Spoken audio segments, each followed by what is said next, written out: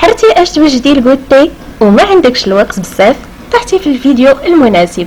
ان شاء الله غنحضر معكم واحد الحرشه بالجبن والزيتون الاسود والزعتر، كتجي لذيذه بزاف وبسرعه كتحضر. تابعوا معايا الفيديو الى الاخر باش تعرفوا معايا المقادير وطريقه التحضير. ولا كنتي اول مره كتشوف القناه ما تنساش الضغط على الزر الاحمر اسفل الفيديو وتفعيل الجرس باش ان شاء الله يوصلكم كل جديد. على بركة الله. في واحد الاناء غادي نحتاج بيضه واحده، غادي نقصها هكا، غنوضع معها واحد المعلقه ديال الخميره الفوريه اولا الخميره ديال الخبز، غنزيد واحد شويه الزعتر. انا هنا عندي الزعتر مطحون فدرت واحد الكميه قليله، ملي كيكون عندكم بالاوراق فراه كدير واحد الكميه لا باس بها وكتحكوها كبنيتياتكم باش كتجي ديك الحرشه منكهه بديك اللذه ديال الزعتر كتجي يا سلام. صافي كنبقى نحرك هكا المكونات مع بعض. كنضيف الملح، واحد القبيصه ديال الملح، والملح ملي نضيفوه فراه نديرو في بالنا انه يكون عندنا الجبن وغتكون عندنا الزيتون الاسود فمالحين، حاولوا نديروه غير القدر. غنضيف واحد نص كاس ديال زيت الزيتون، تا هو كيخلي ليا واحد اللذه رائعه جدا في الحرشه ديالي. صافي كنعاود نحرك هكا المكونات حتى كتجانس مع بعض.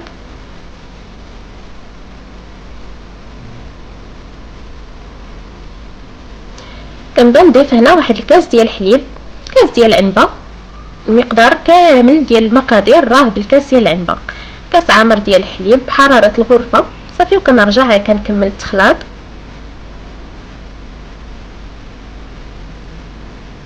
وهنا كنبدا نضيف السميده، عندي تقريبا في الطوطال واحد 2 كيسان وربع ديال السميده رقيقه ديال الحرشه.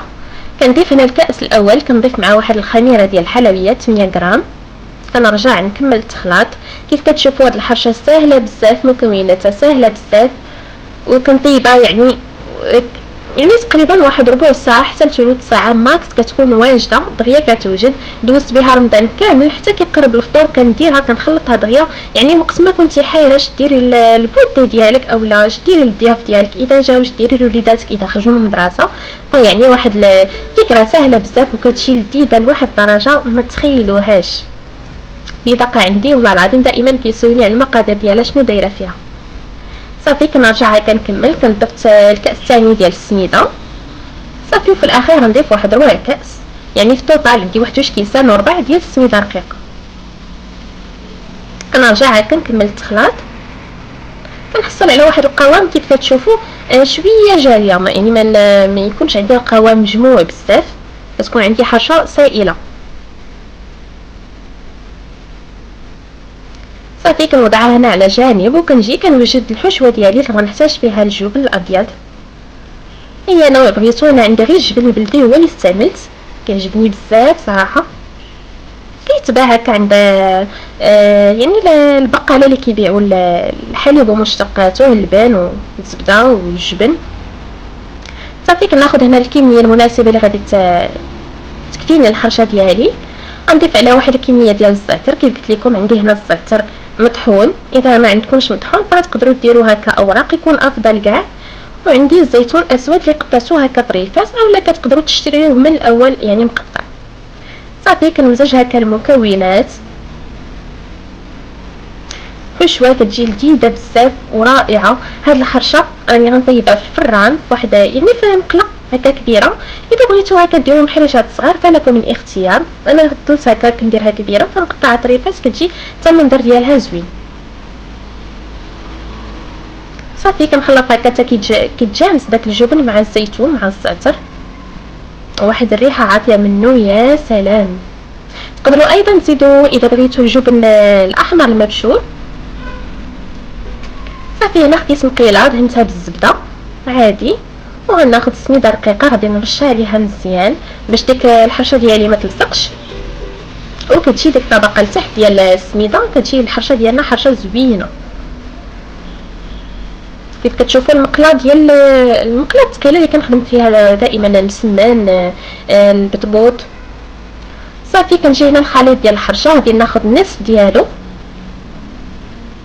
نصف ديال الخليط غادي نوضعوه فوق المقله وغادي نبسطو كيف غادي تشوفوا معايا.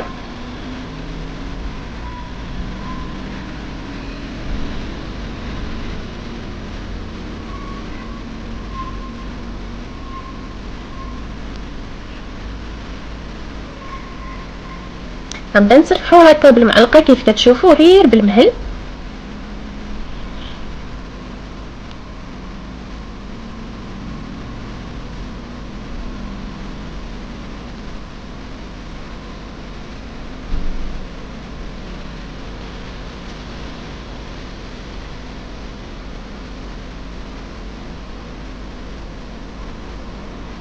كنحاولش نبسطوها كامله، نبسطوها غير شويه باش نعمروها بديك الحشوه. من بعد كنضيف الطبقه الاخيره كيف كتشوفوا هنا عمرتها كامله بالحشوه. غادي نضيف الطبقه الاخيره ديال الحرشه ديالي، كنحاول نوضعها هكا فوق الحشو تماما ومن الجناب باش من تكون كطيب لينا الحرشه ما تفركاش لينا من الجناب وتتبرخاش الحشوه. نحاول نعمرها هكا مزيان من الجوانب ومن الفوق صافي. من بعد كنبقى نسرحها، كنرش عليها السنيده رقيقه من الفوق وكنبدا هكا نبسطها غير بشويه وغير بالمهل كيف قلت لكم باش ما تخرجش لينا الحشوه ديال الجبن والزيتون. كنحاول كنبقى كل شويه كنضيف السنيده رقيقه من الفوق وانا كنبسط، كنضيف السنيده وانا كنبسط غير بالمهل.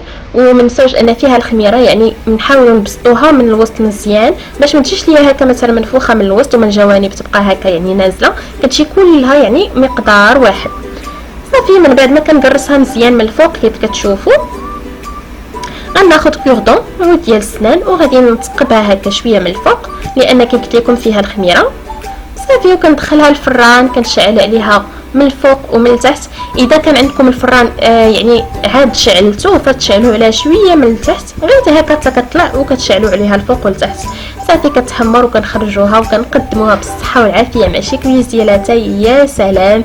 كنتسنى ان شاء الله التعليقات ديالكم والتجارب ديالكم، ما تنساوش تقنيوهم لي على الانستغرام، غتلقاو الرابط اسفل الفيديو. خليو لي الصور ديالكم ان شاء الله باش نشاركهم مع الاصدقاء. السلام عليكم، الى فيديو قادم ان شاء الله. واذا عندكم اقتراحات الفيديوهات الماجيه ما تنساوش تشاركوا معايا على التعليقات. السلام عليكم.